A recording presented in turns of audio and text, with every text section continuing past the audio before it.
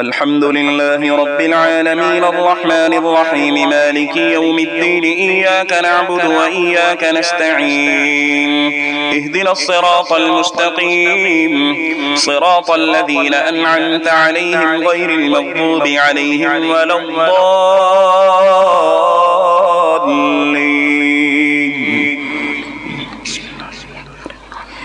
يا أيها الناس اتقوا ربكم الذي خلقكم من نفس واحدة وخلق منها زوجها وبث منهما رجالا كثيرا ونساء واتقوا الله الذي تساءلون به والأرحام إن الله كان عليكم رقيبا.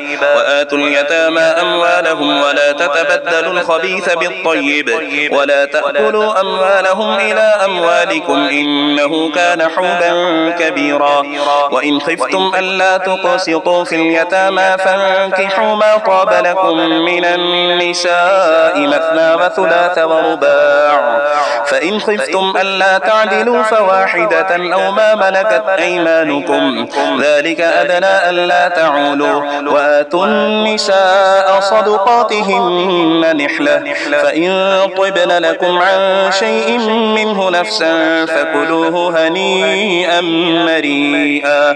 ولا تؤتوا السفهاء أموالكم التي جعل الله لكم قياما وارزقوهم فيها واكسوهم وقولوا لهم قولا معروفا.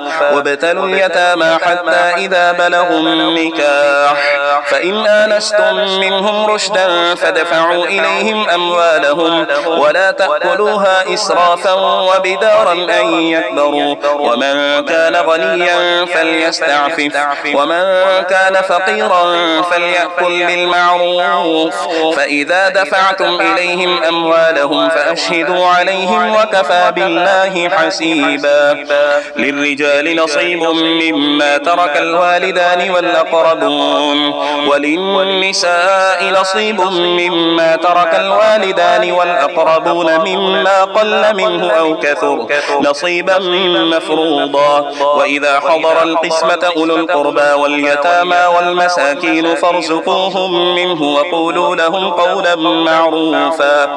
وليخشى الذين لو تركوا من خلفهم ذرية ضعافا خافوا عليهم فليتقوا الله وليقولوا قولا سديدا.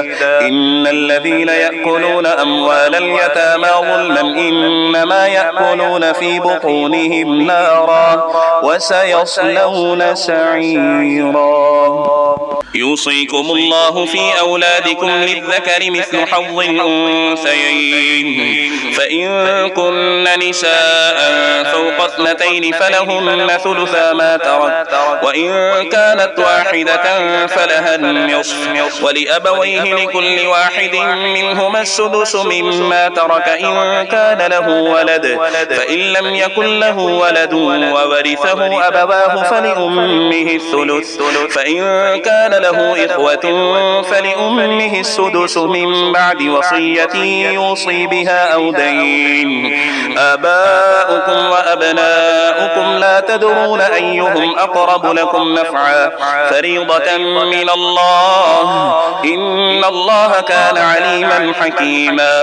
ولكم نصف ما ترك أزواجكم إن لم يكن لهن ولد فإن كان لهن ولد فلكم الربع مما تركن من بعد وصية يوصين بها أو دين.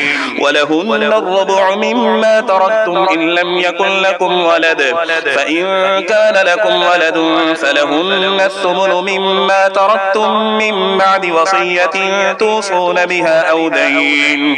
وإن كان رجل يورث كلالة أو امرأة وله أخ أو أخت فلكل واحد منهما السدس فإن كانوا أكثر من ذلك فهم شركاء في الثلث من بعد وصية يوصى بها أو دين غير مضار وصية من الله والله عليم حليم. تلك حدود الله ومن يطع يطع الله ورسوله يدخله جنات تجري من تحتها الأنهار خالدين فيها وذلك الفوز العظيم.